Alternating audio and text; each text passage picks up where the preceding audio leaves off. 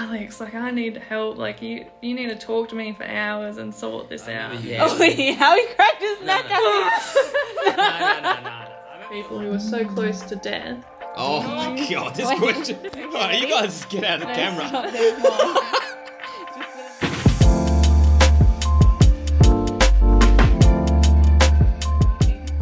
Hi everyone, and welcome to a new episode of Spirit Talks. We haven't filmed this in ages. I haven't filmed this in ages. As you can see, I'm not doing it alone. I have two guests with me. Starting to my left, we have Abbie Little. Hi. We have Alex. Am I saying your last name? Singe? I already said your name. I have to say yours. Sorry. Yeah. Exposed. That's all good. They're going to be joining me because I haven't filmed one of these in a while, and I thought it would be really good to have guests, and then that way we can kind of bounce off each other. We spend a lot of time together anyway, so it should be interesting to see where the questions take us. In today's episode, there's not really a specific theme. I'm going to use this episode as like a refresher episode, so I have like a bunch of your questions and suggestions up here. Some of you have literally submitted these like a year ago, so my apologies that it's taken me so long, especially to Amanda and Felix. You guys sent messages in December last year, and we're in November 2022. So, scandalous. Now, there are going to be like other topics we cover as well later on, but for the moment, we're just going to pretty much just answer these questions and get into it. Before I start with the first question, I do just want each of my guests to introduce yourselves really quickly, starting with you, Abbie Little. Hi. My name's Abbie. I am a paramedic, ex-Navy. Alex and I have been going out as boyfriend and girlfriend for 5 years. We met in the Navy. We're living in Albury, Wodonga at the moment, but planning to move back to Cairns with Rainey next year in February. Yeah, we have done a lot, haven't we, Alex? Yeah. Long time. Bloody long time. No. Oh, bloody hell. Yeah, no. I don't know what else to say about myself. That's okay. We can pivot from there. You're going to get to know Abbie really well through these questions. So, Yeah. Alex, would you like to introduce yourself? Well, some of y'all already know Alex, but go, Alex. I'm Alex. Some people know me as Zander Digital Guys. Subtle plug. But, yeah, subtle plug. Nah, I make music. I'm bloody Lorraine's brother. And yeah, that's pretty much it. Yeah. I'm also. That's all there is to me. Oh, no. No. 25 Yeah. years, that's it. No. I used to be in the Navy, got out. Now I'm working for Lorraine, editing some of the videos, as you guys know, and keeping up with some of the admin. But yeah, that's me. Nice. I think as this podcast progresses, some of you guys will remember Alex from the manifestation episode we did, but as this podcast progresses, you'll kind of understand a little bit more why I really wanted both Abbie and Alex in this one, because we do have good banter, and it's going to be interesting to see how each of us answer some of y'all questions. So before we go any further, I do just want to quickly acknowledge the traditional owners, the custodians of the land on which we are gathered here today. We are in beautiful Tasmania, specifically Hobart. I don't know the specific clan/tribe of this region. Hobart's got a very tortured history, and there's not a lot that I personally know about Tasmania in terms of the First Nation peoples, but I do want to be respectful to the elders past, present, and emerging, and just pay my respects and acknowledgement before we continue. With that being said, let's get into some of the questions. There we go. Okay, so from Beautiful Amanda has said, in your last episode discussing Dark Nights of the Soul, you mentioned that you had a second experience based on a realization that you were relying too much on spirit, not enough on yourself. I think that's how you described it. I had a similar experience recently and would love to hear more about yours. So I'll briefly answer this, and then you guys can pivot off what I'm saying, because this is a common thing, even though that question might blindside you completely. the reason or the thing that I'm going to be talking about, I think you could easily relate to. So my first dark night of the soul was really about stepping outside of like my ego and trying to look at my life from like a bird's eye point of view, trying to see how I impact those around me, what I'm working towards. It was a huge ego death, to be fair. Like, I just kind of felt like I had to make some serious changes. But I also felt like life is so mortal. Like, it's so fickle. It can change at any moment, and things can end so abruptly, so suddenly. So it was like a fine line of trying not to be a bad person and always trying to be someone who is profoundly connected to everybody else, while also just trying to live and not feel so guilty for being a human as well. So my first Dark Night of the Soul was really a lot, and I feel like I shedded like a huge layer through like a massive depressive episode. Like, I definitely just wanted to hide under my covers because I was confronted by all the choices that I'd made that don't positively reflect who I am and who I want to be. All the like things that I was doing to my body, because before that I was drinking a lot and just going out and spending time with people that was kind of like, what does this even matter? Like, in a couple of years, I'm not even going to remember you. So I had to kind of download all of that. And just when I thought I was getting a grip on it all and I'd started tarot reading again, I went through another Dark Night of the Soul experience. It wasn't as depressive in the sense of like, it wasn't as profound and it didn't spin my life upside down, but it did make me feel like I wasn't doing enough. And I think a lot of people can relate to that theme when you're on a path that you've committed yourself to because you feel like you've had to shed your pride or your ego and what you think you want for what you know you need to do, either because of a responsibility or because you're trying to be a better person, you're trying to change habits or behavior, you're trying to start something for the sake of seeing where it goes in the future, knowing that in the immediate present it's probably going to be difficult and there's going to have to be sacrifices. So as I had started doing this, I started to just feel like either I wasn't doing enough because I had to quit my job in the homelessness program, and it felt like I was going backwards. Like, is what I do online really helping anybody versus working practically in a homeless shelter? And then I just had to kind of, again, put myself in a position where I was looking at the bigger picture and trying to see where it was all going to go. And they call it a dark night of the soul because the ego dies, but the soul is the only thing that you're kind of left with. Like, in a logical sense, you feel like you're failing. You feel like you're losing your touch with reality, Right. Yeah. but your spirit is having to kind of guide you through, and you have to trust that what you're doing and what you're kind of sacrificing and feeling in terms of this is my passion, this is my purpose, is right. So that was like my second experience. And it had a lot to do with what I said before about relying too much on spirit, because I'd become too used to using tarot and kind of following the guidelines of what like other people do, even if it was attached to religion. Like, you kind of get caught up in, because spirituality became like a trend. So it was kind of like, I need crystals, I need to do this, I need to do that. I kind of got caught up in the whole process to the point where I'd disconnected from what it means to me and why I'd started doing it in the first place. So that's the second experience, was more about grounding myself, humbling myself, and not comparing myself to others, to make sure that I was sticking true to my purpose and not doubting the path that I was on. Yeah. What about you guys? Do you resonate with that kind of idea of committing yourself to a path and then going like shit and having another humbling like ego death experience? I've definitely had a really big dark night of the soul, which you both are aware of and helped me along the way through it. It was the first time I was confronted with an ego and stepped outside of myself. I remember saying to Alex all the time, like, I'm not behind my eyes, but I thought that was fine. Like, I knew there was something wrong with me, and the path I was headed wasn't what was best for me. And I only realised... I wasn't present. And I only realised that once I had the dark night of the soul, and it caused a lot of trauma.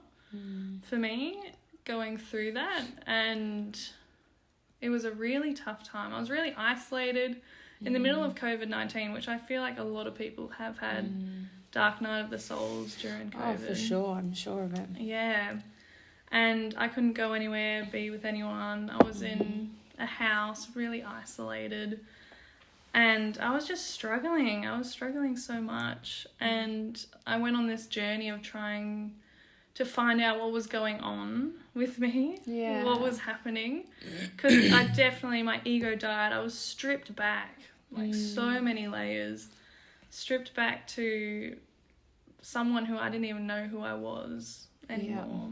And it was really hard picking up from that and trying to move forward and realising that thoughts aren't always real as well. That was a big thing, because I was always so naturally positive and believed every thought I had. And so naturally when you start becoming negative and I'm believing that, I became a shell, and I was scared of so many situations I was never scared of before. And it was so tough. And then I learned about the ego as well. I'm like, yes, this just clicked. Like I read a book about it. I read lots of books trying to help myself out of it. But when I found out about the ego, I was like, yes, this is that other voice inside my head, or that other feeling that's ruling my life, and I'm letting it rule me. And it's just really interesting. But definitely I've had a similar experience, completely different situation. But I'm so glad that I went through that. I think it can be scary if you've, like, the idea of a dark night of the soul, if you've never gone through it. But I am glad that I went through it, because I'm better on the other side, and you've both helped me through all of that as well. Yeah, wow. What about you, Alex? Have you had one yet? I don't know. I reckon I probably had like some ones. Some don't really want to talk about, but I'll talk about it as a general sort of idea. 100%. Where something happens and you're a bit traumatized, and you look at your life from a different perspective. And you're like, that wasn't going really good. You ain't going very good there. I think I'm pretty good at bouncing back and learning from mistakes and stuff. So looking at it from that different perspective, you ain't going really good there. Work was hard, this was hard, you're going through a tough time, so it's pretty bloody hectic. But I bounce back pretty good, and I go well, you let yourself go a bit there, but you can't bloody let it ruin you and stuff, but acknowledge when things have gone too far. Yeah, definitely. So Amanda, I hope that answered your question. We're going to move on. This person didn't put a name in. I'm just assuming that their name is Felix, but it looks like Filiday from Russia. But this one is... Hello, Lorraine. As a mentally ill person, it is really hard, nearly impossible even, to tell the difference between intuition and things such as fear, anxiety, paranoia, and wishful thinking. Trusting your gut is pretty damn hard when you have an anxiety disorder. When I try to use my intuition more, I end up overthinking. The same goes for signs/synchronicities and tarot. Do you have any advice on how to deal with this? What does intuition feel like to you? Does anybody want to start? That's pretty complicated. I feel like really you'd probably handle that better, and I'll just tack some stuff on. Okay. Well, first of all, I can relate, whoever sent this through. I think things such as fear and anxiety, they are natural in the sense of they did serve a natural purpose, especially in our primitive days when we needed those things to keep us alive. And having an anxiety disorder is real too. And that's something that I feel ends up being very subjective. I definitely have an undiagnosed anxiety disorder, only because I don't have the patience to go through the formal diagnoses. But my friends, a lot of them have diagnosed anxiety disorders, and it can be stressful and hard to navigate. But the way that I see it is anything personally, because I've spent a lot of time connecting with my intuition, anything that any thought that hits you and you kind of feel it sticking more to like your chest or your head, to the point where when you think about it, it either makes your chest tight or it makes your head hurt. I don't know, you can resonate with that, especially if you get headaches when you think about these things. When I overthink and I stay up late at night, usually it ends up making me feel more anxious. I end up having a tight chest. I end up feeling like my head's just about to explode with all these intrusive thoughts. That's more your anxiety. Your intuition is more of a passive voice. At times it's a lot more calmer. It doesn't mean it's not a skeptical voice. Your intuition often warns you about things, but it's not going to project fear.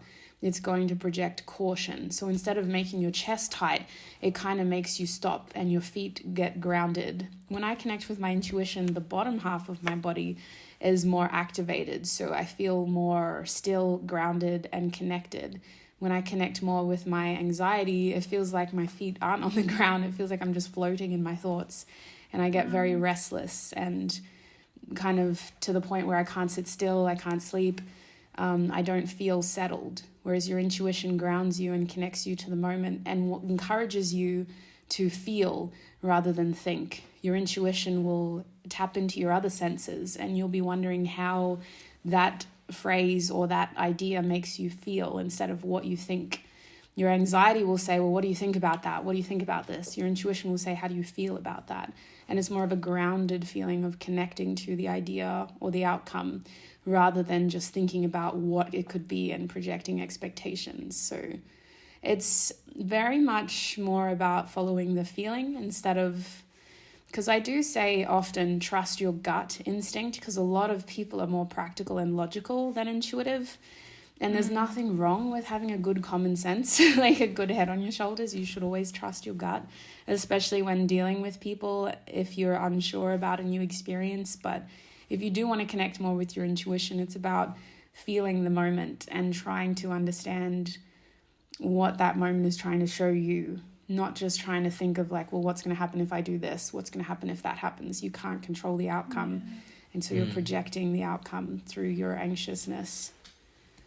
But yeah. What about you guys? And that's really well explained. I think anxiety definitely is a fear and fear of a future outcome that likely may never happen as well. Yeah, so true. Which I've found through my anxiety that I developed from the dark night of the soul. I'm definitely not as intuitive as you or Alex, even more practical, but trusting rationality is tough, I think, when you're riddled by anxious thoughts at that moment in time. Rationality kind of goes out of the window until other pillars of your life, like work, friendships, family, are strong. Like when those things start crumbling or they're not standing up tall, it's really hard to then pull yourself out of an anxious situation and think rationally. So I think you have to put in the work as well to build your life up in other areas strongly, to be able to think and then begin to trust yourself again as well, because thoughts, especially intrusive ones that keep you up late at night, it's hard to get out of them and move on and think properly.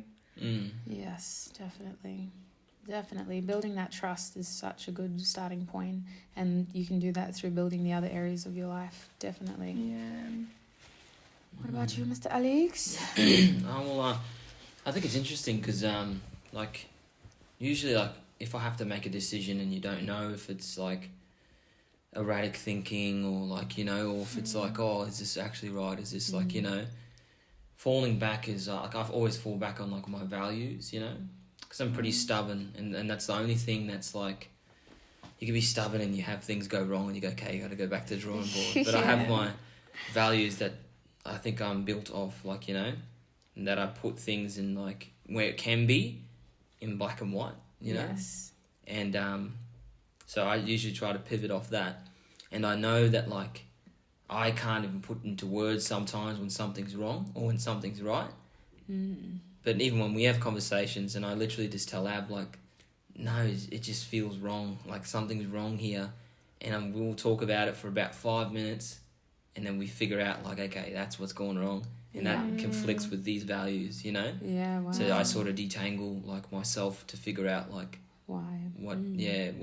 Why I don't like something. Like, you know, or why I don't like how someone is treating me as well. Yeah, definitely. That's why talking to someone else as well that you trust is so helpful. Who's going to check you as well and say when you're wrong. Definitely. And it's good to have someone that you trust. Yes. Yeah, because when I couldn't trust myself at all my thoughts, I had both of you, and Alex, you had to listen to me for hours on end every single day. I was like, I can't even remember. It feels like a different lifetime how far I've grown from that situation. But I was like, Alex, like, I need help. Like, you need to talk to me for hours and sort this out. Yeah, what's going on we'd talk for hours and detangle things, but it's good leaning on the people that you care about. It's good. Yeah, definitely. Yeah.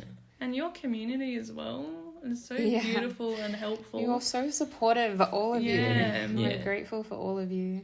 I was just going to add too, for me personally, the main reason why I switched to intuitive thinking is because when I follow my gut instinct, sometimes it's biased from my ego. Like, my gut instinct is literally what I want. Like, that and sometimes that can be often. instinct. What you want in the immediate. It's instinctive. It's literally me just, I want to do this. And then I might be cutting myself short from opportunity just because, like, I'm tired now, you know? So I have to kind of look out of it and go, nah, this is going to be good for me. I need to do this. Yeah. So that's interesting to know. That's the only thing with me personally. My gut instinct sometimes is lazy. Or instantly gratifying and just wants the immediate result, and it's like, no, Lorraine, you should probably try a bit harder. Put more effort into this. Good this question. Is interesting. Okay, this is interesting. I don't know what we can say to this because this feels like a personal situation, but Rana, thank you so much for reaching out and for filling out this form and sending this through. This feels like a lot. I mean, it feels like you were going through a lot when you sent this through. So I hope you're in a better place now. I hope you're not where you were. But Rana has said, tell why people run away and are scared. The other person who is left has to go through so much unbearable pain. What to do to change energies so that separation ends? This question is specifically about, like, people who feel they are in really, like, karmically intertwined connections, like twin flames, divine counterparts, feeling like your evolution is reliant upon your connection to this other person. So personally, what I would say, Rana, is the best thing you can do is focus on you and where you feel your deficits are, and trying to find, like, how to supplement your life based on what you feel is missing. Because for me personally, if it's connection, like if you're really craving the presence of that person, you can gain connection from multiple different people, from multiple relationship styles, from family, friends. You could even find other love interests eventually if that's what you're looking for. But ultimately, what you crave from that person is a reflection of something that you need for yourself, and it's not something you should deny yourself. You shouldn't say, this person's not here, so I'm never going to be happy. You shouldn't say, like, if they don't want me, no one will. You should never look at it as something that you can't achieve, but you should always stay open-minded in how you can gain what you feel you are missing. And the pain is subjective. I can't say it's less painful, or I can't say that, I don't want to minimize or invalidate the feelings, but I do want to say that it can always get better. And sometimes it is about healthy distractions, as well as just exposing yourself to what else could be out there and encouraging yourself to see that there is more out there as well.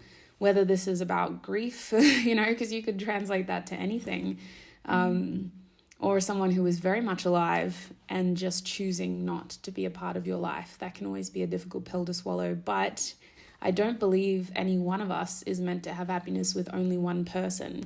You can gain your happiness from many different places and people throughout your life. Yeah. Excellently said. Yeah.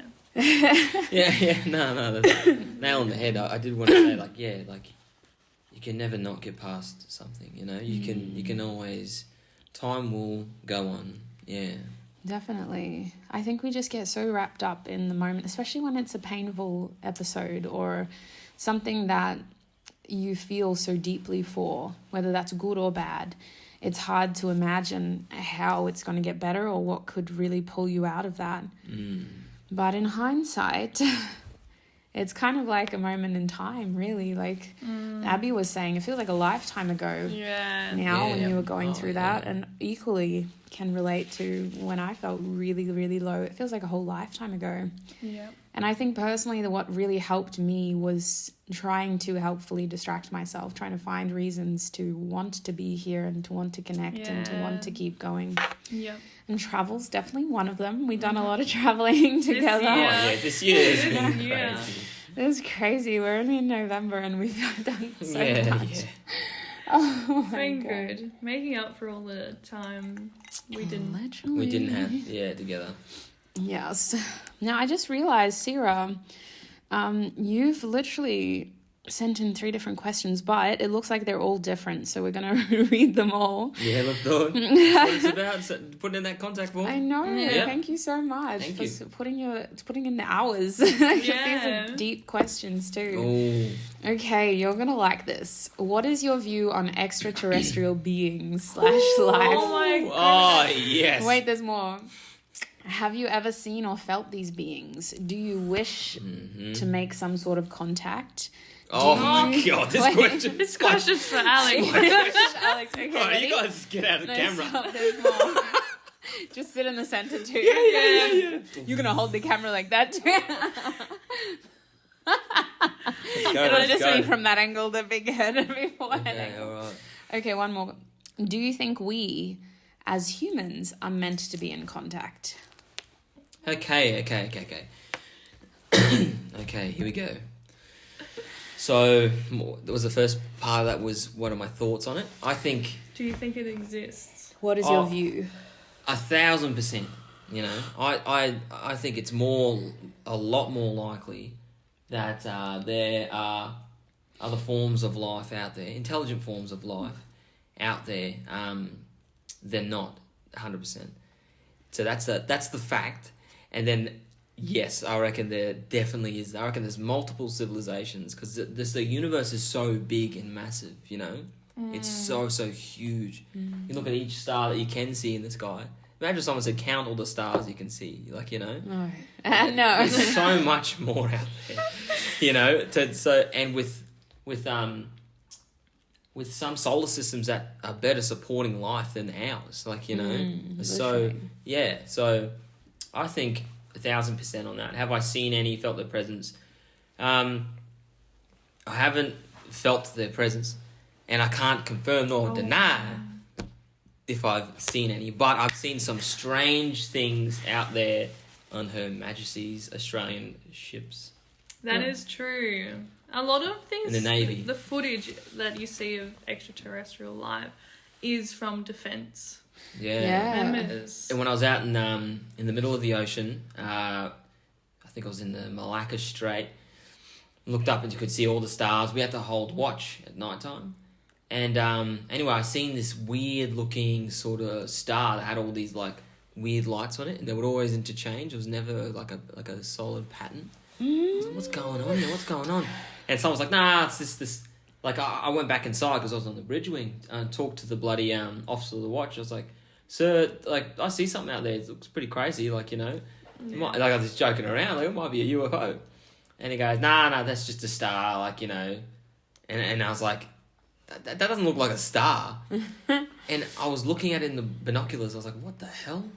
And so I took a bearing to it, you know. So if it's a star, it's not supposed to move, you know. You'd be able to take a bearing to it, you know, 224 on the bloody gyro, you know. And when I lined it up with the gyro, it was swaying side to side and doing all these weird patterns. And I was like, what so not a is satellite that? and not a plane. Not a satellite. It No.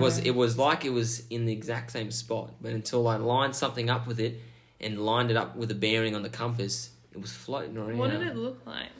It was just like a ball of light, yeah. with all these different colours, and it was so cool though. I was like, what the hell is that? And like everyone else was just like completely ignoring. I was like, I just took a bearing to it, and like it was moving around.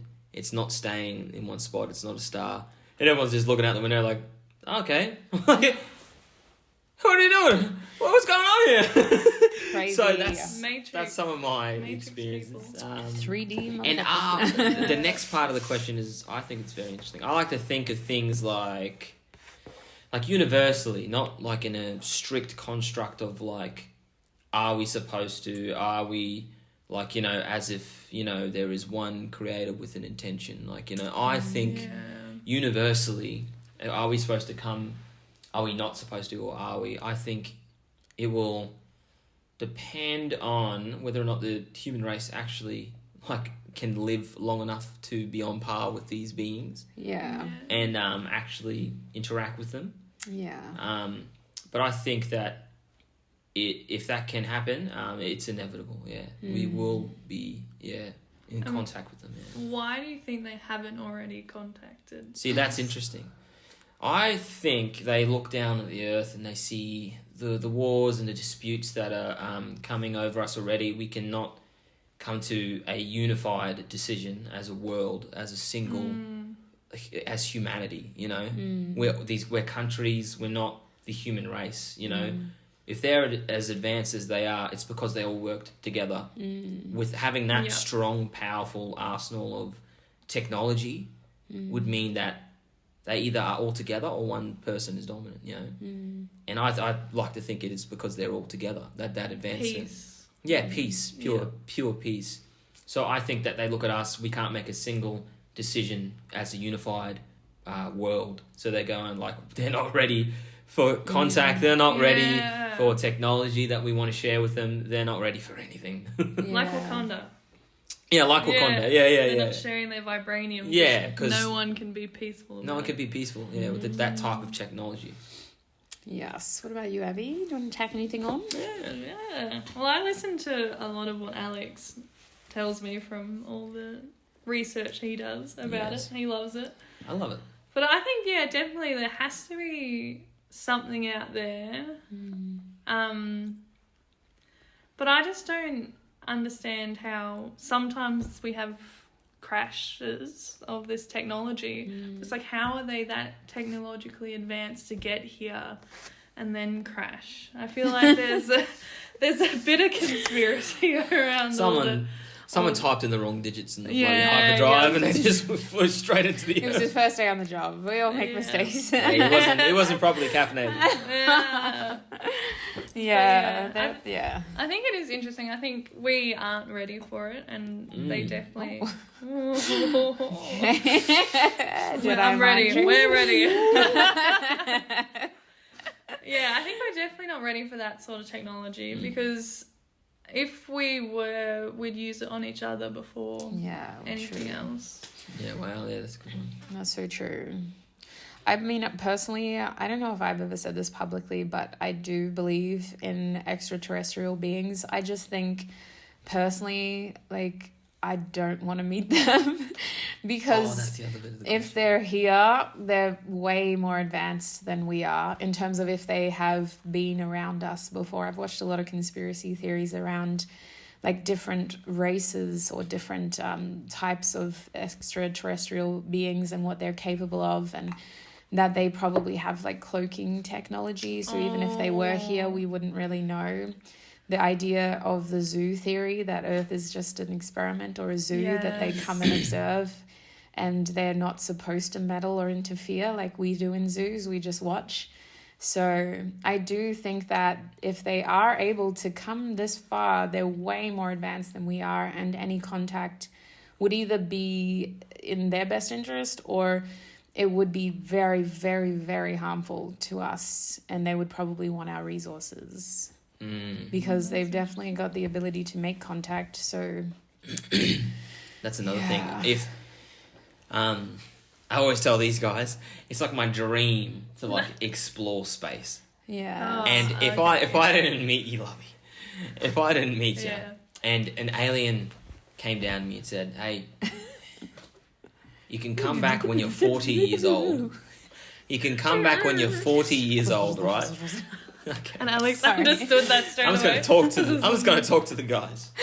You can come back when you're 40 years old. However, like, you know, we're going to go and see, like, you know, a large portion of the universe, other worlds, other bloody, like, you know. Take me. I'll be like, I'm in. Take me. Me. I want to see what's out there. Yeah. And with this last part of the question, do you think we as humans are meant to be in contact? The truth is, I'm obsessed with ancient history. I feel like they have already tried to help us. They're the reason that our technology has advanced so much throughout the last, like, 3,000-4,000 years, especially. Like, humans have been around for at least 10,000 years. Arguably 60,000 if you follow Australian ancient history. Yeah. But like, we've been around for ages, and we were stuck with very primitive tools for a very long time, and then given random opportunities like fire and metalworking. Like, the stories of metalworking in Asia, they actually, like, the first man who made the samurai sword says that a being came down and taught him how to construct the metal, first of all. How to perfectly refine a samurai sword. Refine it to the point where it was the sharpest. Like, he had the knowledge that everyone else on Earth didn't. Everybody else's blades could not get that sharp. Oh. And he says he credits it to a being. Super strong. So every technological advancement that we have seems to stem from some other being, some almost ethereal, weird download. So I do think we've already had contact. I just think it's been very selective, and not at times when we're in war, or like even back then. He constructed that blade to help defend Japan and the Japanese Empire against other Asian countries and conflicts and wars. But I just feel like, you know, that was a good time to teach him how to make a sword. Probably not the best time to teach him how to do laser beams and all of that stuff. Right. So it seems very selective, purposeful, and specific to that timeline. Like, it doesn't... And that happens throughout history. That happens in so many different ways. So we kind of look back and we just go, oh, yeah. Like, we can kind of go, yeah, they just pushed two stones together and fire came out. Why did it take them that long? Like, the stones have always been there. It's so bizarre. And with that particular sword, I think it was they were talking about the katana, and it literally, or the first samurai sword, it literally, there was no trace of them sort of trying to learn and figure out and spend time in researching. There was no stories, no prototypes. It was just the perfect design. Straight away. Yeah, straight away. Mm-hmm. And when you delve more into it, it is a really impressive tool. Yeah. Like, I don't know how they did it. That's so heating, cooling at certain temperatures, folding metals at certain times. To make sure that it's balanced too. Like, every other blade was so heavy. Straight away, they just did this. Yeah, and historians are like, it almost like it came out of nowhere. And like, the myth is that he locked himself away and was like creating this sword, you know, for like an extended period of time. But nobody ever saw prototypes. It was always the one blade. Like, they came out perfect, and he knew exactly how to replicate it. Yeah. Do it right every single time. And it's very advanced for that time. Nobody was doing anything similar. Metalworking was very primitive and just based off of like the basic sort of forging. Basic iron forging, pretty much. Yeah. Whereas the blade of a katana, or that specific samurai sword, was just next level. Like, even nowadays, technology struggles to replicate it authentically. Wow. And same thing happened in Egypt. They just found these models of the perfect plane. 6,000 BC or something. Yeah, it was something crazy. And they didn't know if it could like fly, but it was like it looked like a plane, but it was in the shape of a bird. And they ran it through an aerodynamic chamber, and they figured out that this thing, literally, its proportions, it is capable of flight. Wow. Yeah. So if all it needed was a propulsion system, and it could like fly. Wow. Yeah, there's so many anomalies like that. There's that like old Mayan ruin too. Like, it just makes me think of Ancient Aliens. I've just watched that. But like the old stones, like carvings of people, and you look at it now, and at first, you know, I always like to be skeptical because I just want to hear all the facts and then I try to make my own decision. But I could not skeptically look at this and go, nah, there's no way that that's anything else but a man in an astronaut suit. Like, and this carving was way back. Yeah, it was ridiculous, yeah. You 100%. couldn't look at it in any other way. If you ask someone when was that made, they'd be like, oh yeah, that was made at a bloody, it's an artsy sort of thing, mixing old culture with how something. How did they even come in contact with someone that could have given them the idea to do that, you know? Yeah. This is like 6,000 years ago, and it was the perfect, like, within their artistic abilities, depiction of like a man in a suit. Like, it even had and he had the bowl and he had the gloves, and there was something on his back that they believed was a breathing apparatus. Completely envision an astronaut from nothing, but then in the same breath, historians sort of talk about how long it took for us to create fire with 2 stones. If it took us that long to think to do this, you know, or even this, then I think dreaming up the perfect astronaut suit is pretty unique. Way too ahead of his time. Yes, literally. We might have to move forward, but we could talk about aliens. Yeah, that could be another podcast. Oh my god. We could talk about aliens forever. Okay, so from the same person, Sarah, what is your view on astral projection? Do you see it as useful or helpful in some way, or as a dangerous thing that we aren't meant to do? Lovely. Can you define that a little bit? So, this is actually something that I've been coaching Lillian through, my cousin. Yeah. Astral projection is essentially the idea that you can push your spirit outside of your body when you are sleeping. Usually it happens unconsciously, but people who are like really good at it say they can do it at any time. Wow. It usually just happens when you feel yourself kind of slipping into unconsciousness because you're more susceptible to kind of... I just want to say, like, there's less distractions and you're already, like, you're in this weird in-between space. So a lot of people end up feeling it happening as they're falling asleep. And if you do it successfully, you're able to watch yourself sleeping. Yeah. And then you start to feel yourself, like, traveling. But there's this consciousness and awareness that you're not human. Because usually when people astral project, they're not walking, they're floating. And they're usually, like... either floating above themselves or they're floating like against the wall looking down on themselves. So it's a very weird thing of being conscious and being afraid of the fact that like if something bad happens to me now, like it's gonna hurt me for real. And so with Lily, I had to coach her through this because I said to her, you need like a cue. You need something that you can either say to yourself or do that helps you wake up and find your way back to your body. Because she started leaving the house, and that's really dangerous because you have to kind of like find your way back to your body, and you have to be able to feel confident in doing so, especially with what she was experiencing while she was astral projecting. She was encountering other entities, and it would mirror this really strong feeling of like this person or this thing is trying to hurt me. Oh, negative. Yeah, and she couldn't tell the difference when she first started doing it between dreaming and like this is actually happening. But then she would wake up and what she saw, she would see like when she woke up. So as she was like hovering over herself, she would see herself lying in a specific position, and she would see a specific object next to her that she didn't remember like being there when she fell asleep, but she must have like kicked it off the bed or something, or moved it kind of onto her side. And then she'd go on these little adventures and she would encounter this specific spirit that would give her this bad energy of like, it's trying to hurt me. And when she would go back to her body, she would wake up and everything would be exactly as she saw it. So we've been kind of talking about that. And I do think astral projection could be fun, but I don't personally know how it would be helpful. Like I don't, it's not something I aspire to do. Sorry, I just kicked her foot.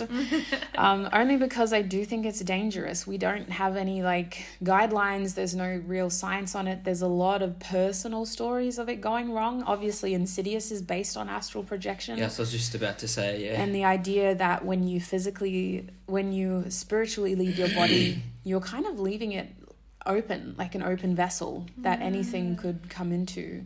And that's the thing, like, there's no sort of study on whether or not that can actually happen. So I think if I knew I had the capability to do so, I think that would really put me off, because I don't know, like, if that can happen, or if there's sort of a susceptibility, or if there's a, you know, if you're not, you know, spiritually strong enough to keep things out of your vessel, you know, while you're away, like, you don't know what's the signal strength. Like, like, you know, is that a thing? I'm starting to think about that. What's the radio signal? Yeah, radio satellite imagery. No, I've been flying my drone around today, so that's the radio connectivity. You know, what's the strength like? You know, maybe the further you go, the more susceptible you are. Maybe it's free game at a certain point. You know. Well, Lily described it as she started to feel more light, and it felt like she wasn't herself the further she went. Like, she started to feel, when the closer she was to her body, the heavier she felt, and it was kind of like she could still move her body a little bit. Like, she'd look at herself and say, like, move your hand, and she'd see her hand move, and when she'd wake up, the hand would be there. But the further away she got, the less control she had over her body, and it just felt like she was harder to wake up as well, and harder to put wake your consciousness back in. Yeah. Oh, did that affect her at all? Well, she woke up and was exhausted. It's like she hadn't slept. Wow. She was exhausted. And so something happened. I think when she was sleeping one time, she saw herself scratch her leg, and it was really hard, and it left marks. And when she woke up, like, the scratch was there, and that's when that spirit was there too, and she felt like she had to hurry back. And just the shock and panic made her kind of scratch. And yeah, she woke up with scratches on her leg. So I do think it's dangerous. I think what's most likely to happen in, like, a worst case scenario is you could attract a parasitic energy. I think it would be very hard to just lose your body. I think it would take a lot for you to, like, get into a coma and be unrecoverable. But I think you could attract a parasitic energy, and you wouldn't really know, except it would impact how you feel. You would start to feel really fatigued. Sleep would become very restless. Like, any time that you're unconscious, I think that you wouldn't actually be resting. I feel like this energy would kind of take over and would try to kind of be the more dominant energy. It would be very subtle at first, I feel. Like, it wouldn't be like a huge, like, oh, they've gone into a coma, like in Insidious. It would be subtle. It would just feel like your body's restless and tired at the same time, and you'd probably start to have some really dark thoughts, because it's like you're sharing your body with something else. And I don't think it's easy for, like, spirits that were once human to possess. I think it's more likely for just malevolent, dark energies that were never human to want to attach themselves to you. But yeah. Do you think some people are more prone? Because I feel like that would not happen to me. Like, I wouldn't be... Like, you might be connected in that way. Yeah, I don't feel like I am. Yeah, yeah. But I know you've had. Yeah, I've had experiences. Yeah, this is kind of freaking me out. No, because I don't know, some of the things that you just described. I remember you. Oh, wait, how he cracked his neck up. No. I remember you lightly touching on it and talking to Lil about it. You said you were talking to Lil about it. I didn't really take it in. I think it was like a 2-second conversation, but I've had times where I've been like, I thought it was, like, sleep paralysis. Yeah. But, like, yeah, like, I could somehow, like I can see myself, but I don't know how, like, yeah, like, and I'm always so terrified. Yeah. Like, yeah, and it's like, I'm paralyzed, but then I know exactly what position I am in. And then, like, yeah, started, like, overthinking about, like, falling over and, like, you know, falling over, like rolling over, and I was trying to get up with all the, like, my strength, and I couldn't for the life of me, and I remember being terrified. I don't know why I was terrified. I was just lying in bed, and, like, first time that it happened, it wasn't so scary. Like, I actually had my eyes open, and I imagined looking at your car out the window. I was like, what the hell? And then I remember when I came to, it was seamless transition, but your car wasn't there. It was like someone did a transition of, like, a fade to colour, but I was looking at the same thing, and then your car just wasn't there. So then I woke up, but I heard voices as well, so what the hell? And then when I heard Zipporah's voices and yours in the lounge room, and I was like, what? And then when I got up, like, no one was there, but I was like certain that someone was there. This was the first time it wasn't too scary. And then you ended up rocking up and parking in the exact same spot out the window. Wow.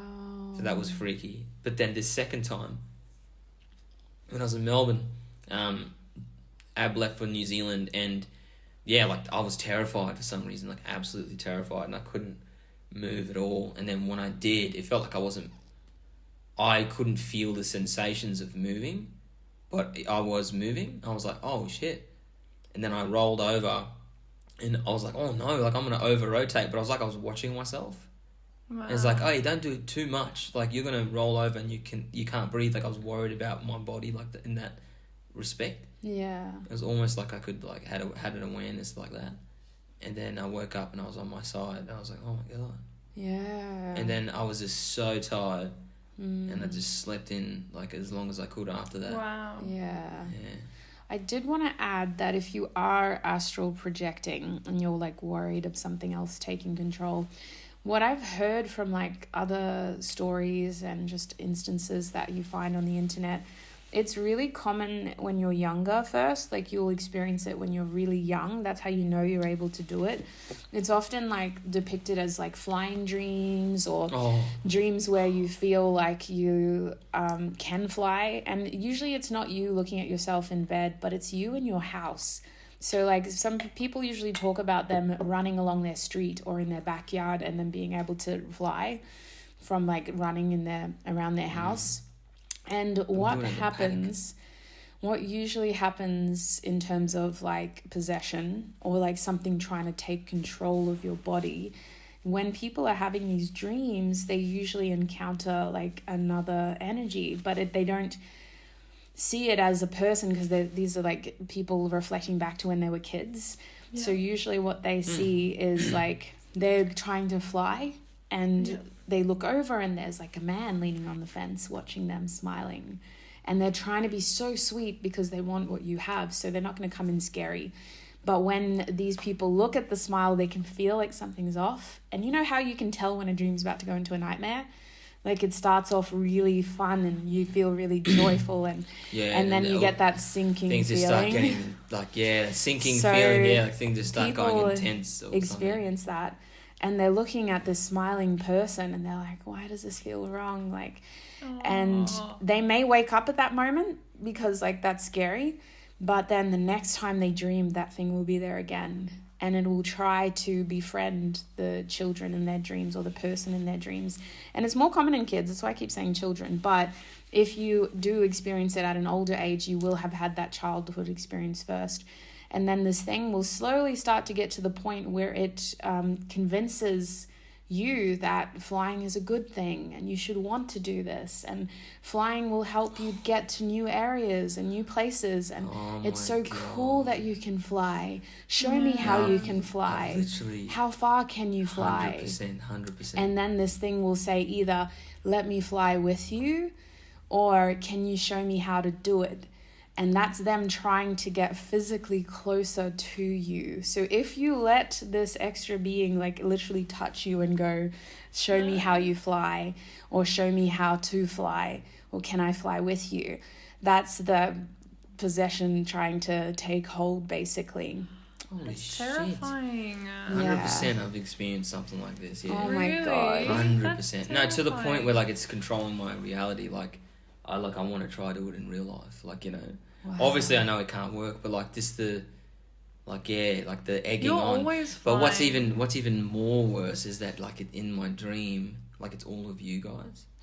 Yeah, I've heard that too. It takes on it's always all of you guys, and you guys are egging me on because to do it it. tries to be a trustworthy thing. It has the face of you guys, yeah. That's, and like I've been doing it in the paddock of at home and Abbie's property. That's always the setting as well. Shit, I'm so glad we talked about this because I don't know. Like I'm naturally skeptical. Like I'm not trying to believe. Always. But like I do have those dreams all the time, and ever since I've been a kid, I've been. You always talk to me about flying. And I thought you always say I'm always flying in my dreams. I'm like, I wish I was flying in my dreams. Like I always tell you that. Missing out. But like I thought it was just my like natural childhood sort of dream, because I've always been into superheroes and stuff, and I always thought they were so cool. then I was like so desensitized to like that in my dreams, you know. Yeah, so real quick, if you do worry and if you feel like there is something else trying to take control, either of your consciousness or your subconsciousness or your unconsciousness, you need to remind yourself in that moment, which is what I've been doing with Lillian, that it is your dream. They may be a real energy, but it's your body, you have control. And some of the most powerful things you can do if they're asking you questions is just say no. And you don't have to make it a confrontation. Like for me personally, I go off in my dreams. As soon as I feel a spirit in my dreams, I'm like, get out. Like, you're not welcome here. And sometimes you get spirits come in and they don't even realize because they're just living in their world and you've accidentally crossed over. So it can be as simple as saying no if they ask you a question and putting that boundary there by saying, no, I'm not going to do that. If they're persistent, you can say, leave, don't touch me, or I don't want to do this. And it's very much about pushing your energy in a defensive way. So whatever language makes you feel like you're in control. So for me, I have to say no, because for me, it's something that like comes back to my like people-pleasing tendencies and how hard it was to say no. No to me is a very powerful word as well as a full sentence. But you want to use whatever language makes you feel in control because you're reminding your consciousness, your subconsciousness, your unconsciousness that this is you and you control it. So just speaking that language and saying, no, I'm not going to do that. No, I don't want to do that. And pushing that boundary is huge, especially in your dreams. It's all about your energy and reminding yourself that it's your dreams. But yes, scandalous. Okay, this is interesting. Oh, Sarah, you've come through with the heavy hitters. Okay, so this one is, how do you know the spirit guides, angels, beings you are connecting to are the good ones you think they are? Sorry, that just made me think of someone else. Can't evil disguise itself as good? And how do you see through that? Why did you laugh? You have to talk now. You just said that, hey. Yeah, I just said, oh, you guys tell me to fucking... Well, real talk, our grandmother was the one that told us about evil spirits impersonating loved ones to get closer to you. It's very common in the Torres Strait Islands and in our culture for like evil entities to mock you by taking the image of a loved one so that you can trust them. But she always taught us that there's always going to be something off about them. Either it's their eyes, or like we used to hear stories of people with like black magic projecting an image, and then you'd look again and their neck would be hairy. They'd try to look like someone you know, and then you like look down and their feet are like chicken feet. Yeah. Or they'd try to take the image of your mother and then talk to you through the window, and then you'd look down and realize you're on a 2-story house. Like, how is their head in front of the window right now? Like, just let me in. This is terrifying. Do you think that you experience this more because you're more connected? I think spirituality is something that you have to be open to. Yeah. I don't think it can just happen to you. There's always a starting point. Even in extreme possession, there's always like if you have an extreme haunting, let's say, there's always those early signs of the spirits trying to make contact and seeing how open you are. I do think it's like if you're more open to it, you're going to experience more. And we've always been taught about spirituality and spirits But yeah, I do personally, I spent like a lot of time connecting with my culture before I started channeling and just getting a lot of downloads of like how the old people used to do it before Christianity and what their version of magic looked like. And so I trust where I get my messages from because I spent so much time connecting to my ancestors, my great grandparents, and just getting familiar with their energies and calling them by name too. I think it's so important to know what you're channeling and to understand when it doesn't feel right, because I can tell straight away when it doesn't feel right. And that can happen when you're an open nerve. If you're in a new location or if you're having a bad day, like you're carrying energy from everything that you've done, anything that you've touched, anyone you've come into contact with. So it's always important to connect to a specific source. And for me, that is my ancestors. and my very selective spiritual guide team. Anything else, I'm like, no. Like, you might be good intentions, you could be this person's grandparent, but I don't want you in this reading. I'd rather connect with my ancestors instead of yours. Sorry guys. Not to be rude, but unless I'm 100% sure it's actually your grandmother, nah. I just trust my own. But 100% they can take the image, but there's always something not quite right when an evil being tries to be good. It's like there are those dreams, like now, like all these memories coming back to me, like the things just that you guys would get me to do would like not sort of like it'd make no sense. You'd say like, oh, there's someone like drowning or something, they need your help, like only you can save them. So I'd like fly over there and there'd be nothing there. Or I'd like, oh, you need to go there, do this, and I'd get there and then nothing would be there. But like I was just like, oh, like that's just my, like, because I have silly dreams as well, like where some things just don't add up, like, you know, you'll walk through a door and all of a sudden I'm in a supermarket, like, you know, stuff that happens, like, you know, you go to do something and it'll change like the last second. That's usually how my dreams go. Yeah. And anyway, so I was just like, okay, this is maybe just my mind, but like I noticed that, that's what would happen. Oh my God. The truth is coming out. It's always in a grass, like, paddock, paddock. But I think in order to be good at channeling and connecting to your intuition and to your gifts, if you are someone who experiences clairs and you feel clairaudient or clairsentience, or you're trying to be a medium, you need to 100% get familiar with where you're getting your messages from, because like you just don't want to accidentally open up a gateway that you can't close or that is harmful. And it's all about finding for me personally, like, we were always taught to like call on loved ones or pray to them or chuck talk if it didn't feel right. Say like, who is this? What is this? What do you want?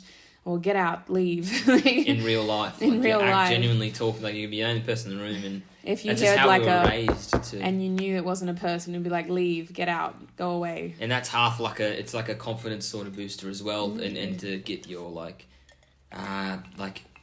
what is strength up almost, like, you know, not to get scared and sort of get like your head deep in the situation, like, oh my God, I'm the only one home, like, you know, it builds that confidence. And you go, hey, like, what are you doing here? If you're not here to help, and then leave. That's what we were always told to say. And I think it's good to be skeptical. That's what a good, I want to say, medium is, because you don't just want to pretend like you know everything or that you're 100%. You should always be able to remain somewhat objective, because all you're doing is channeling energy.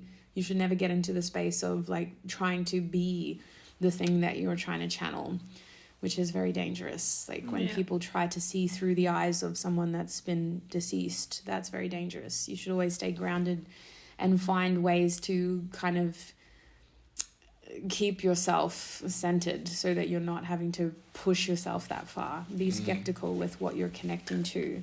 And if it doesn't feel right, break that connection and look after yourself, cleanse yourself, protect yourself. Yeah. But yes, thank you, Sarah. That's all of your questions. Oh, this is interesting. I think we'll all have a different explanation on this. So, Tay said, hi. I was wondering about old souls, as I heard you mentioning in one of your tarot reading videos. Is this something that is related in a spiritual way? Could there possibly be a spiritual reasoning to why one would possess such wiseness despite their age? Many years of reincarnation? Sorry if this topic ended up not being anything related to spirituality. Oh, Tay, first of all, never apologize. Whoever is considering of putting a message through, I don't think there's any bad questions. It's just about finding a good answer for you, I guess. Yeah. So, and this is always going to be a platform where you can just put anything through. We're going to be open-minded. So, Ab, you perked up. I really like this question. I really like the idea of reincarnation. I don't have any personal experiences. I know that the people sitting beside me are old souls. I'd say very wise. Like, you both possess wisdom beyond your years, which I find so interesting. And that always makes me think about past lives and reincarnation and the idea of coming back as different things as well. I know you talk about that a bit, Alex, as well. Like, you have some thoughts on it. Yeah, I don't know. I've been sort of desensitized to the idea of reincarnation, you know? I think you've sort of softened me up to it. I was very like, this is going to be good for like the people that are sort of on the fence. You're going to be like, yeah, that's a good point. Because I always thought, like, if you can't remember anything from the previous life, then you're not going to remember anything from this, and it's just going to be one entire blank, like, you know, slate, you know? Yeah. But, like, I think thinking on that universal perspective, like, yeah, if you can...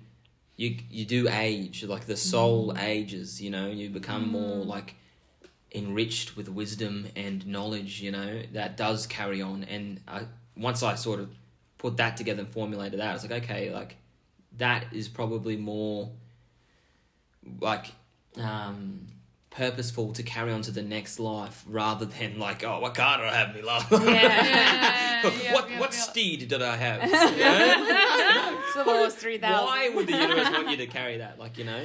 Yeah. And also, I think that it mightn't even be like there's just so much that we don't understand, and scientists have said that you cannot rule out reincarnation because there's no way to actually tell. Yeah. And then you start really expanding this concept, and it could be like interdimensional. It could be you go to another place where other consciousness can go, but it's not physical. It's not like, oh, I'm a snake. Yeah. No, like you're literally occupying in a different space that isn't in this one, you know? That could be reincarnation as well. Yeah, that's so true. Not just this physical world. No. And that's why I think, I think it's possible. I think it's a thing. For me, it came down to, because I'd always been intrigued by like Buddhism and their idea of reincarnation and karma, kind of like paying karma and karmic debts in order to kind of be a better being. Yeah, and I think that's where I get my opinions from as well. And I like that idea. I like that in the next life in Buddhism, like I could be a butterfly and have to learn a different adversity and life lesson because that's what I failed to kind of absorb in this life. So, but what really was like this is a negative metaphor to use, but the nail in the coffin for me in terms of like what convinced me that reincarnation is probably real is that on a practical logical sense, matter can be destroyed but energy can't. Yes, I love when you say this every single time. I think this put me on the other side of the fence, I think, and we know for a fact that our body will decay and it will transform into another, you know, form of matter. Will either become dirt or something else, but the energy that we had can't be destroyed. So that is what really swayed me, and I think that's where we need to consider how our concept of time is our construct. Like reincarnation doesn't fall within our 3D timeline. You know, like our past life, we could have been through a whole period of turning from worm food into an apple tree, you know, from that apple tree somebody's consumed an apple and that went into their vessel, and then our energy merged and they may have again become worm food, which then transformed into, you know, like it's interesting when you consider it on an energetic basis, and then you look at how we are all connected as well and how we do learn so much just from that. And then you go into the theory of energy being conscious and interacting with our consciousness and the idea that nothing truly exists until we're conscious of it. So like in that respect, the ideas of reincarnation are limitless. It's literally in our mind what we could be and how we could live and what we could become.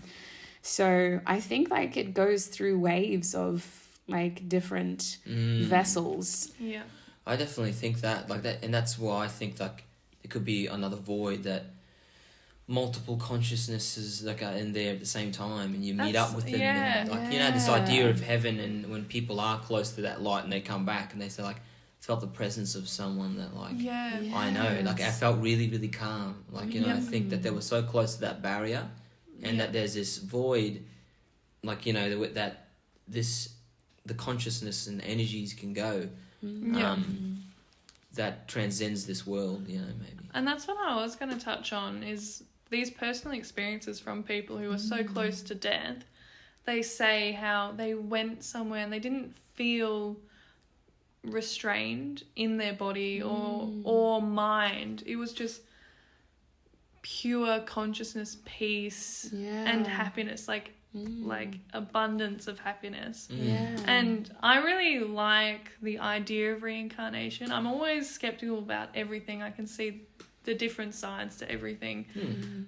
But what makes me want to believe in reincarnation is the positivity. Like, I feel like there's such a positive side to it. Like, the world's not all bad when there's this at the end, and you are on your own journey to find the things that you have to find. Like a destiny sort of thing that you've just been set out on, reincarnated. And if it does go back to this physical world eventually, like maybe when you're sitting in that void, everyone's just waiting for their consciousness to load in, to find the right spawn point according to where you are in your like reincarnation journey, how aged your soul is, like, you know, literally it's finding the right spawn point to log back in, you know. And I do think reincarnation makes death feel less final. I think it can be a very helpful tool in coping with grief or fears of death. Like, personally, like, the moment that I accepted that energy cannot be destroyed, I just was able to handle all the deaths in our family a lot easier.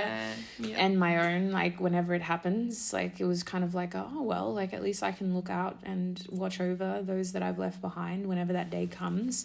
But also, I think it's interesting looking at how reincarnation and this idea of energy being able to transmute and transform, I wonder if that's where we get that feeling of soulmates from. I wonder if at one point, like, it's not so much about having past lives with them, but if we actually share similar energy to them. And that's kindred's feeling of, like, knowing that person so well or being able to click with them so instantly is literally us, like, having the same energy in a previous life. Or maybe we were in a void where there is no time, but like, if you put a stopwatch on, it could probably be a millennia. Literally. We were actually sharing the same space together. I was checking in with you all the time, and then when I spawned back in, you spawned in at another spot. That as well, you know, or maybe you interact with every single consciousness that is there. Like, you know, maybe you can't in that time, but like when you log back in, you find these, you know, soulmates and people you really click with easily, and people you feel so comfortable around instantly and stuff. And well, this is taking away from everyone's questions. What do you guys think about this idea and then the idea of ghosts? Oh, well, I believe that certain spirits struggle to actually move forward. And we had this discussion recently in the family, actually, because we had, like, a few tragedies, like people who died without really knowing that they died. And family members were, like, seeing them still. And, like, we'll have to talk about this after as well, because I can actually tell you guys the names. I can't say it on here. I think I told Dad. Oh, yeah. They were, like, still seeing them and feeling them. And especially, like, the kids, they were seeing them and feeling them. So I think that if a life is cut short really abruptly, or if it's still very fresh, I think that there's a high likeliness that your spirit and the energy of who you were is going to be resistant to kind of change and transform and become anything else. Like, I feel like it would take a lot of energy, but I feel like I could see how ghosts are the energetic presence of what once was a physical person. And it probably takes a lot of stubbornness and a strong connection to who they were. But I could see how they kind of keep themselves together enough to be able to form either apparitions or these sort of presences that we feel and see. And I think that either it does happen consciously, like when you try to connect with a loved one, if they are still hanging around, I think that they would want to show you that they're here. But then I think in tragedies, it happens subconsciously or without them really wanting to do it. They just think they're still here or they feel still connected to us. So I do think that that's where, like, ghosts and the idea of us connecting with specific spirits and the energies of people who aren't here, who have no connection to a physical vessel, comes from, is that they're still keeping their presence so intact and wanting to kind of either be a part of our lives or feeling like they are still connected to our world. Yeah. About you. Mm-hmm. Do you want to add anything? That goes. Yeah, I don't know. I think it's very interesting. I think there's things that you can't deny, some evidence. Like, there is some crazy things, crazy stories. Like, where I think it could come from is I think it's limitless, really. Like, maybe that void, there's a loophole where you can have 1 foot in to check in on the people that you used to, share a life with, Yeah. Maybe that could be another thing. Maybe there is that loophole you can go in and see how everyone's going and stuff. True. Maybe there is that opportunity, or maybe it's a commodity that only a few of those, spirits or consciousness can actually do and achieve. Maybe you have to be a bit later on in your cycle of bloody coming back. Yeah, I don't know. Yeah, it's a lot of theories. It could be so many theories. Yeah, there's a lot of theories, but yeah. Interesting questions. Did we even answer her question about old souls? I just said how you guys were both ones. Okay. I mean... we did talk about, reincarnation. Reincarnation. Yeah, we did. And how I talk about old souls a lot with Madison as well. ESO Tarot is how you guys know her.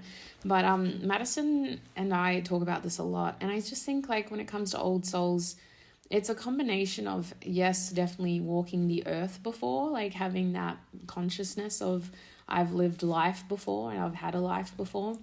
But I think you can be an old soul without having been a physical presence. When Madison and I talk about reincarnation, we almost talk about either being an active spirit guide and helping other people through this life by watching over them, or by being something other than a human. I feel like in past lives I could have even been an animal. Yes, someone who was a part of another person's life. And I do think that being an old soul is just about being able to kind of tap into that intuitive wisdom and being able to process a lot fast too. Old souls usually go through a lot of trauma in their younger years to fast track that wisdom. And they usually go through events that kind of awaken that knowledge, which aren't usually easy. They're usually quite challenging stuff. But once you clear it, you end up being an old soul at the age of 18. Yeah. So, yeah, talking about an actual, Yeah. It's resilience. They talk about resilience. You have to go through something in order to have that sort of resilience. And I think that builds wisdom as well. If you can say this isn't really going to be much because I know I've been through worse. That's a bit of wisdom right there. And that's rooted to this lifetime that you've had, But I would say in this earth we have so there's two, personally in spirituality, there's two kind of, how would I even describe it? There's two labels that are very similar. There's old soul and there's seekers. And this just came into my head. So an old soul is someone who doesn't ask for the experience. They don't ask to be wise. They don't want this knowledge. It's usually a traumatic situation or event that awakens that resilience, that perseverance, and that awareness of life from a young age. And then a seeker is someone who invests resources, experience, and time into gaining that wisdom. They're the ones that want to go on profound treks. And the person that comes to mind with that specifically was Elon Musk, because he has unlimited resources. He, without knowing him personally, his public image is very much seeker. Someone who wants to know more, who wants to be more. He's very profound when he talks. But you listen to him talk and he's not an old soul. He's just someone who's very open and wants to know more about this world. And with the resources he has, you can see his intention is just to figure stuff out. He's figuring problems out. By the time he is on his deathbed, he's probably going to be very wise, knowledgeable, and just generally intelligent. But it's because he's sorted out, he's invested time, energy, resources into becoming that Whereas like a natural old soul is someone who doesn't ask for it. It just happens. They don't mean for it. It just happens. So that's interesting, because you will think of people when I say those things. You will think of like, oh, and there's no right or wrong. Like, it's not good to be one and bad to be another. It's just helpful in knowing the difference sometimes. Yeah, and interesting, I guess, as well. Yeah, I like that. That's answered a lot of questions for me. Love it. Yes. Not looking for the things like, yeah, you want to go Europe, and I'm, we'll go. Darn. Okay, so this is from Nikki. Nikki says, how do you strengthen your relationship with spirit? Is this something you're born with, or can you develop abilities to channel? Interesting. I wonder that too.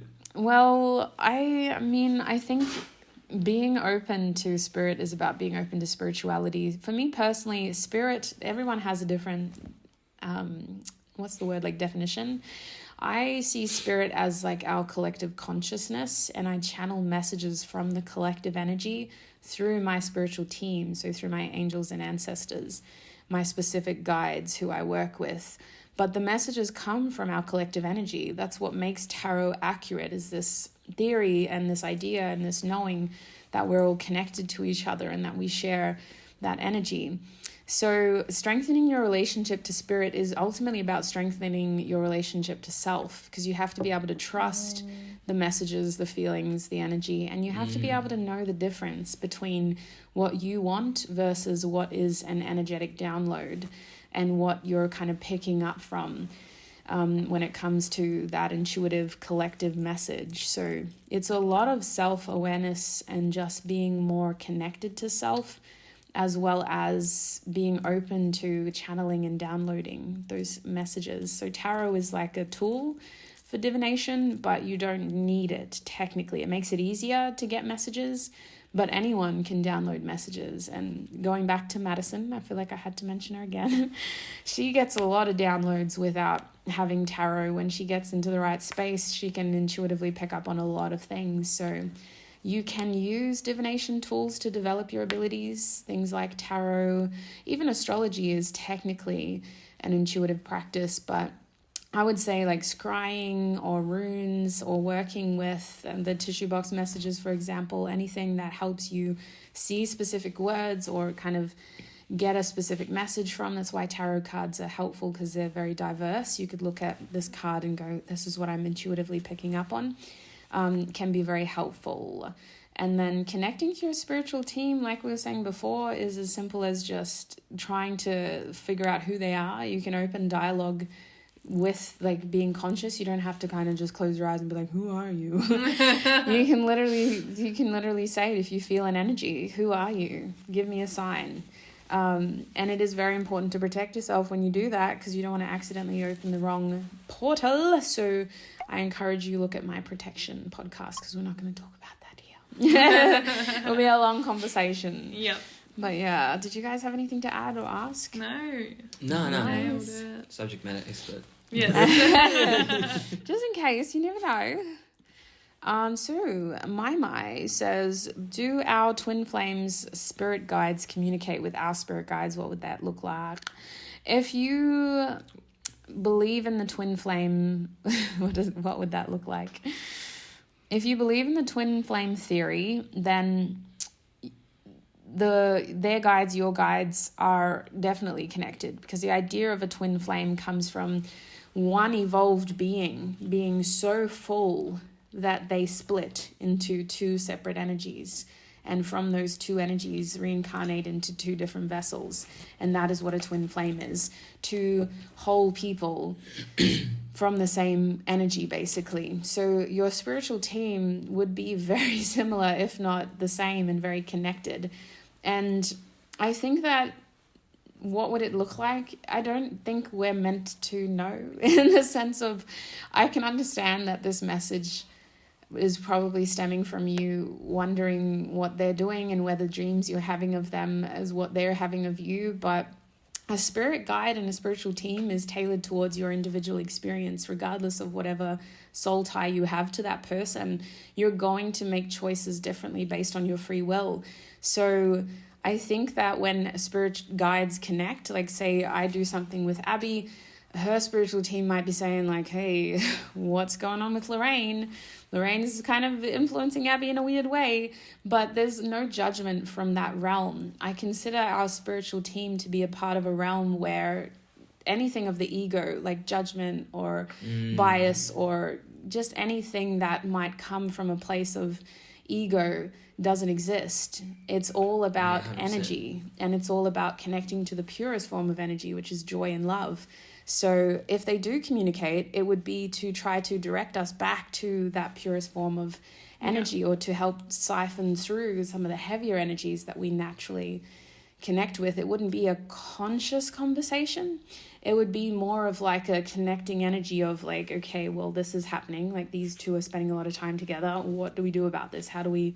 And so it would be more of like trying to bring awareness into how this relationship is beneficial or not. And with a twin flame, I think that connecting to their guides would look like them trying to bring awareness of whether that relationship is helpful or not.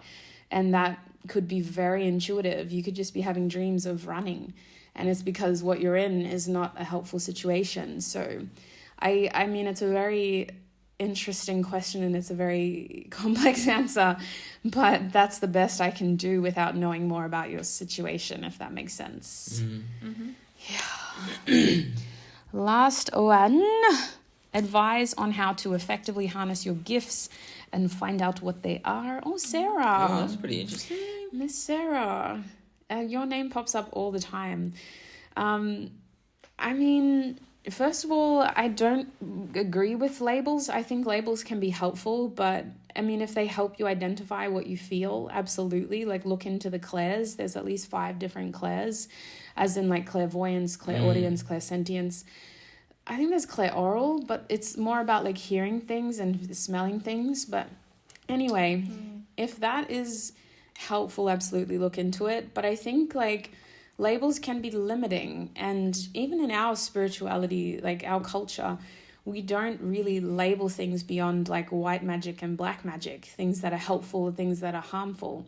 So when it comes to like abilities and gifts, it's more about, well, what are you using that for? Or how does that make you feel when you're using it? So the best thing that I would say is, if you think you have a gift, try to figure out how it either adds or what it does for you at that time. So some people think that their dreams, for example, tell them the future. When you have these dreams, is it in a sense of like, this is warning me about something? Or is it in a sense of, this is me projecting the reality that I want and manifesting it, and then going deja vu, wow, I've imagined this before? Because I do think that we either downplay or we overplay these things to the point where we're losing touch with what it is trying to tell us, which is a whole other conversation as well. But if you want to find out what they are, it's more about trying to connect with your intuition and trying to, again, ground yourself and try to understand how you feel when you're trying to connect with this. I do think that it's hard to like make predictions. I think that like having a gift is more about reading into energy and being able to pick up on things that we don't see but we feel.